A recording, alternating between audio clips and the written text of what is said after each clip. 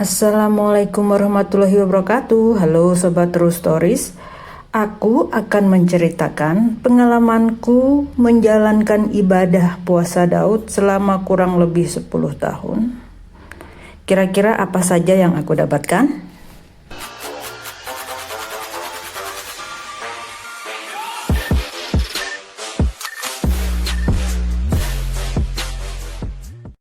Sebenarnya aku ragu untuk menyampaikan ini. Cukup lama aku berpikir apakah cerita ini harus aku share ke teman-teman semua. Tapi insya Allah ketika aku memutuskan untuk bercerita, ini bukan karena sombong, ria, atau pengen menunjukkan eksistensi saya kepada orang lain. Semata-mata karena Allah dan sebagai inspirasi buat Sobat True Stories. Sebelum aku ceritakan apa saja yang aku dapatkan selama 10 tahun tersebut, aku akan menceritakan poin-poinnya dulu ya, apa aja yang aku rasa aku mendapatkan manfaat. Jadi satu, aku tidak pernah mengalami sakit parah. Mungkin jika ada sakit-sakit kecil ya seperti masuk angin, flu, atau gatel, itu sih biasa ya. Terus yang kedua, semua niat dan keinginan itu diberi kemudahan. Jadi apa saja keinginanku, insya Allah mempermudah jalannya. Terus yang ketiga, dihindarkan dari perbuatan dosa. Contoh kecil aja, umpamanya kita ingin kumpul, pengen gibah sama ibu-ibu itu, insya Allah itu ada aja kendalanya untuk saya tidak bertemu dengan mereka. Jadi hal sekecil seperti itu pun saya bisa menghindari dengan pertolongan Allah. Terus dijauhkan dari tempat-tempat dan orang-orang yang memiliki potensi mendatangkan dosa dan potensi berbahaya.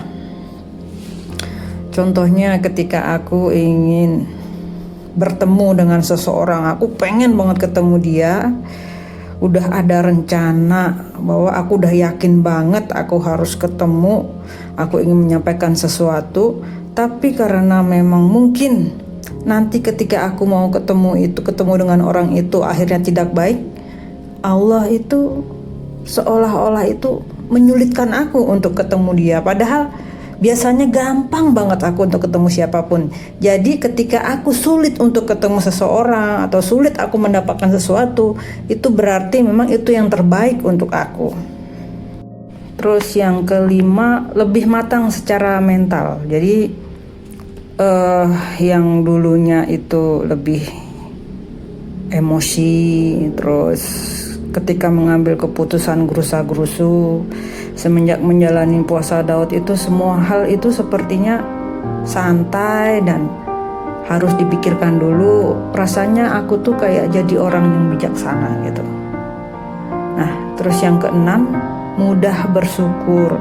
Jadi apapun yang aku dapatkan itu alhamdulillah aja gitu loh. Emang sekali waktu namanya kita itu hidup tidak di atas ya, tidak selalu di atas, kadang di bawah. Ya, syukuri aja, tidak ada rasa kesedihan yang mendalam, frustasi gitu, nggak ada. Terus yang ketujuh, terasahnya indera keenam. Jadi percaya atau tidak, ketika aku menjalankan puasa Daud ini memasuki bulan kelima itu rasanya aku tuh gampang merasakan entitas dimensi lain. Nanti aku akan ceritakan ke lebih lanjut. Dan yang berikutnya, semakin khusyuk beribadah dan mendorong saya makin giat melakukan ibadah lainnya. Jadi ketika aku melakukan puasa ini, aku rasa aku tuh kurang ibadahnya, kurang terus. Jadi yang tadinya malas baca Al-Quran, ini ya pengen baca, katanya harus gitu loh. Yang biasanya tuh males gitu loh, mendingan nonton TV, main handphone. Semenjak menjalankan puasa ini, aku tuh pengennya baca Al-Quran. Terus otomatis setiap jam 2, jam 3 itu dibangunkan untuk sholat. Pernah sekali aku tuh males, emang aku ngantuk, gak mau bangun.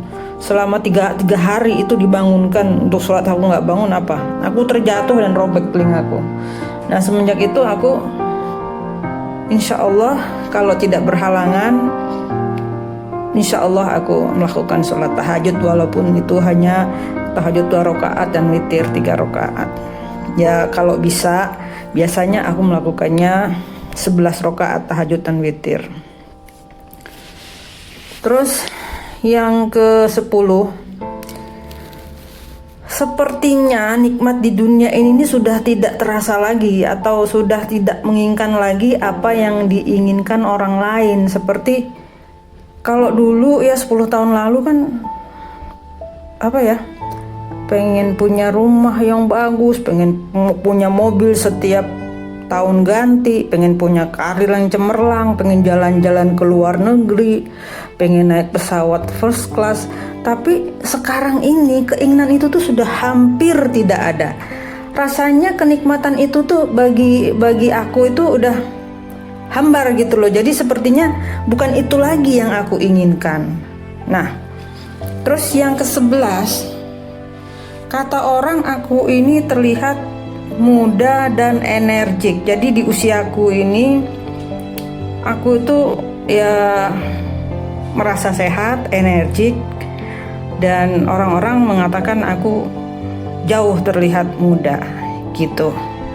Ya, jadi itu yang 11 poin yang aku dapatkan selama puasa Daud. Oke, lanjut aku akan ceritakan pengalamanku dari awal.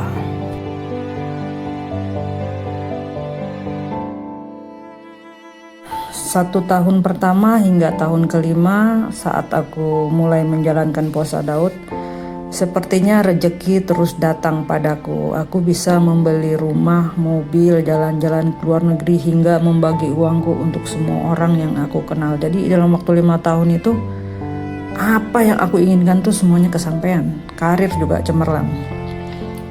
Terus karir dan kehidupan layak seperti yang diinginkan banyak orang itu mudah sekali ku dapatkan. Tapi bukan berarti aku tidak bekerja keras. Aku adalah tipe orang yang pekerja keras. Jika kita mau melihat, banyak orang bekerja sangat keras tapi tidak mendapatkan hasil yang diinginkan. Sobat True Stories, saya memiliki semuanya, tapi saya saat ini sudah tidak merasa nyaman lagi dengan apa yang aku miliki. Bukannya aku tidak bersyukur, sepertinya di hidup ini aku sudah tidak menginginkan hal-hal seperti itu lagi. Saya tidak senang dengan harta yang saya dapatkan. Sepertinya harta dan karir yang aku dapatkan sama sekali tidak membuatku bahagia. Seharusnya aku menyukai dan nyaman dengan semua itu. Aku juga orang yang religius, bukannya tipe orang yang mudah meninggalkan sholat atau mengingkari fitrahku sebagai seorang muslim. Jadi pertanyaannya apa yang kurang gitu.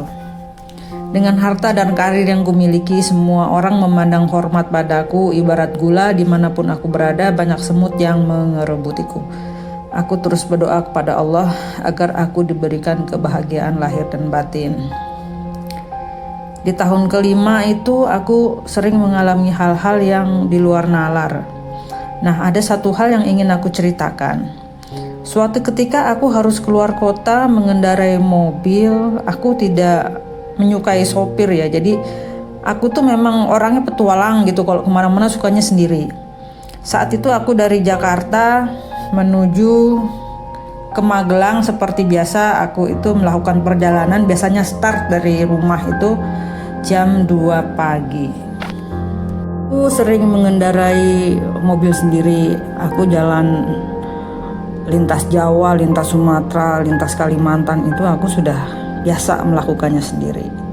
Jadi aku biasanya kalau lelah itu aku akan istirahat di rest area, terus nanti akan aku lanjutkan. Dan alhamdulillah sampai detik ini aku belum pernah mengalami hal-hal yang membuatku dalam bahaya, umpamanya seperti kecelakaan. Insya Allah hal itu tidak akan terjadi. Nah, setelah aku menyelesaikan pekerjaanku di Magelang dan Semarang, jadi aku tuh selama 4 hari lah aku di sana. Jadi aku ada pekerjaan di daerah sekitar Borobudur. Aku menginap di hotel pelataran Borobudur.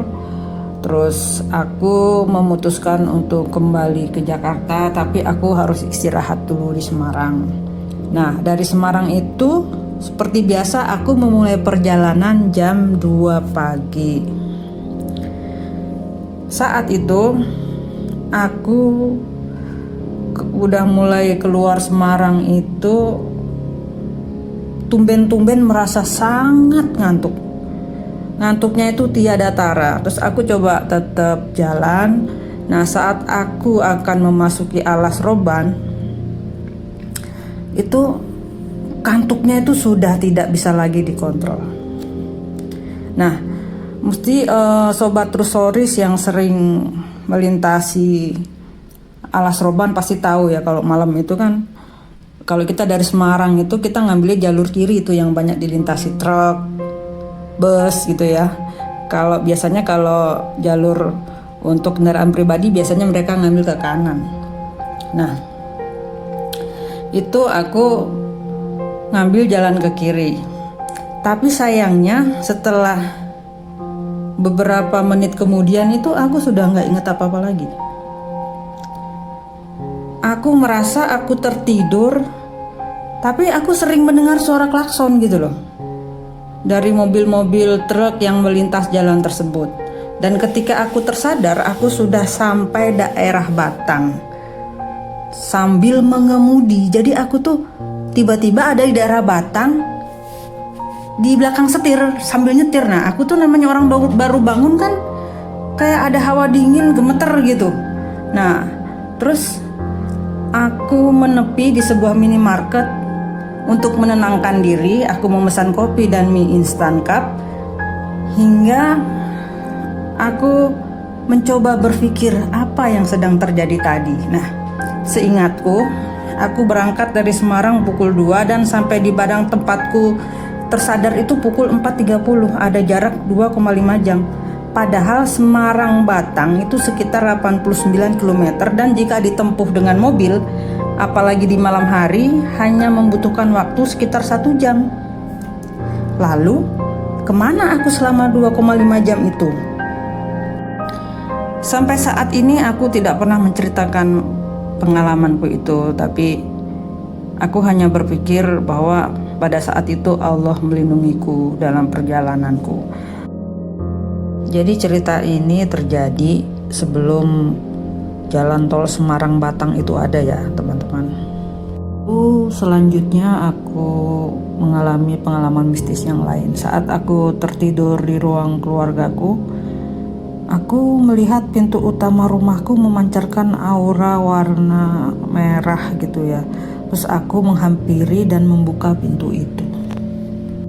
Suasana malam itu tidak ada bulan, tapi aku bisa melihat seluruh pemandangan di situ dengan jelas, temaram gitu ya. Terus aku melihat taman di depan rumahku itu penuh dengan bunga tulip warna hitam. Suasananya tuh benar-benar temaram, tapi aku bisa lihat jelas. Lalu tiba-tiba muncul bunga putih dari dalam tanah, dan kemunculan bunga putih itu membuat seluruh bunga tulip hitam itu menghilang dari taman. Aku tidak melihat siapapun, tapi aku merasa bergetar. Jadi setelah melihat itu, selama 2 minggu tuh aku nangis. Nggak tahu kenapa ya, bener-bener suasananya itu seperti dimensi lain gitu. Aku merasa indera keenamku mulai semakin tajam.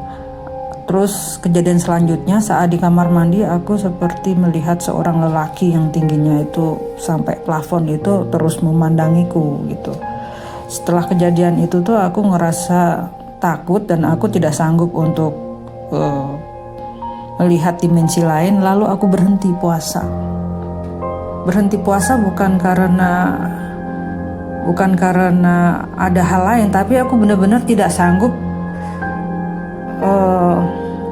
melihat dimensi lain. Dan aku berdoa kepada Allah, ya Allah, aku hanya ingin menjadi manusia biasa. Aku hanya ingin selalu bersyukur kepadamu.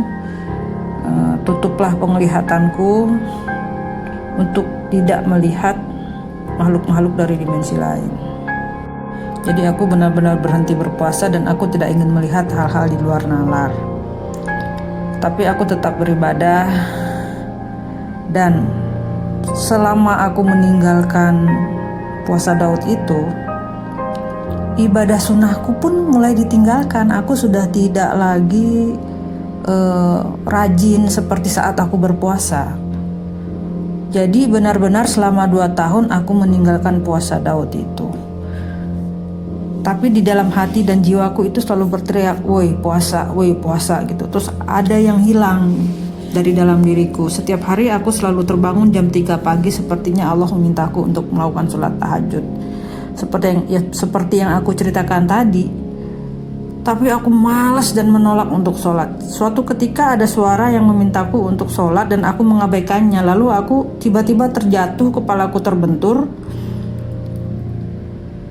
meja di samping tempat tidur dan telingaku robek hingga aku harus dijahit 15 jahitan. Jadi setelah kejadian itu aku berpikir, ya Allah, ini benar-benar aku ditegur Allah, aku sudah lalai. Dan setelah itu aku kembali melakukan puasa Daud. Tapi setelah aku kembali menjalankan puasa Daud, lagi-lagi aku selalu diberi gambaran tentang kematian. Hal itu seperti terlintas di benakku tentang suasana di dalam kubur yang gelap dan sendirian. Jadi setiap aku mau tidur, selalu Allah itu memberikan gambaran padaku tentang kehidupan di alam kubur. Sobat True Stories, aku tak lagi berambisi dengan duniawi. Saat terbesit keinginan duniawi, misal ingin beli mobil baru atau rumah baru, maka suasana gelap di alam kubur kembali melintas. Lalu hatiku berkata, mobil dan harta yang kamu inginkan tidak akan menemanimu di dalam kubur. Lalu aku memutuskan untuk tidak lagi bekerja. Tapi sayangnya memang semua orang menentangku. Bagaimana mungkin karir yang begitu bagus aku tinggalkan begitu saja? Tapi aku tidak peduli. Percayakah kalian jika mereka yang tadinya selalu ada di sekitarku mulai pergi menjauhiku satu persatu hingga hilang sama sekali. Jadi clear ya, mereka itu ada di dekatku ketika aku bekerja dengan karir yang bagus, uang yang banyak, aku menghamburkan uang untuk mereka. Setelah itu ya mereka pergi. Karena sampai saat ini ya, aku sudah mulai berhati-hati ketika mengeluarkan uang.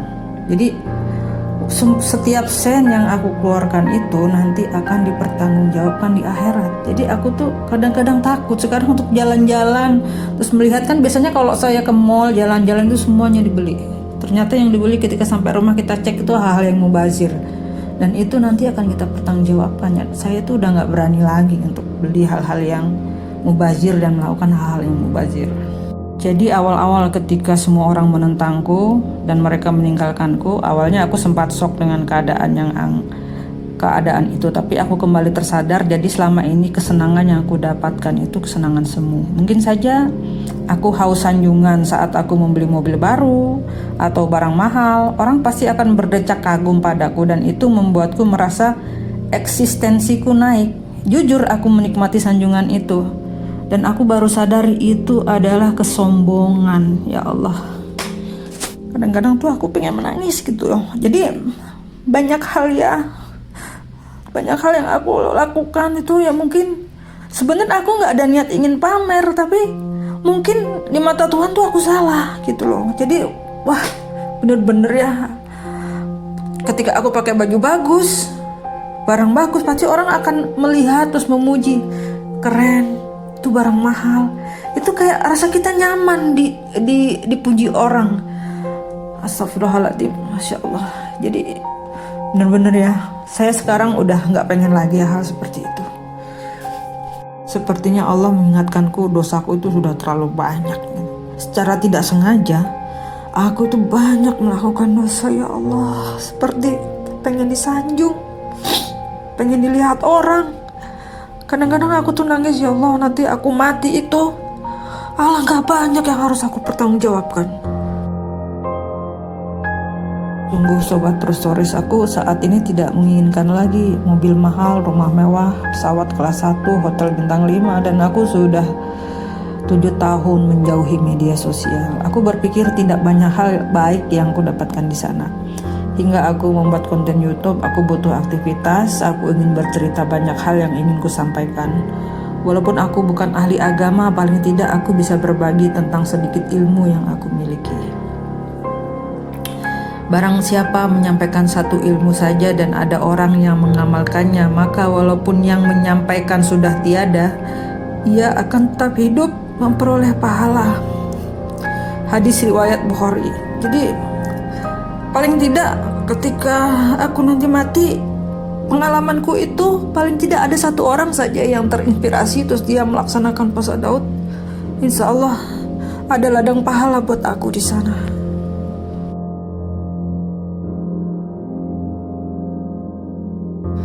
Wahai Sobat True Stories, aku juga ingin mengajak kalian untuk share pengalaman yang bisa menginspirasi orang lain. Jadi teman-teman yang ingin share bisa tulis di kolom komentar, nanti kita akan berhubungan bisa lewat Instagram atau lainnya. Semoga cerita saya ini bermanfaat dan dapat menjadi inspirasi serta sumber kebajikan untuk kita semua.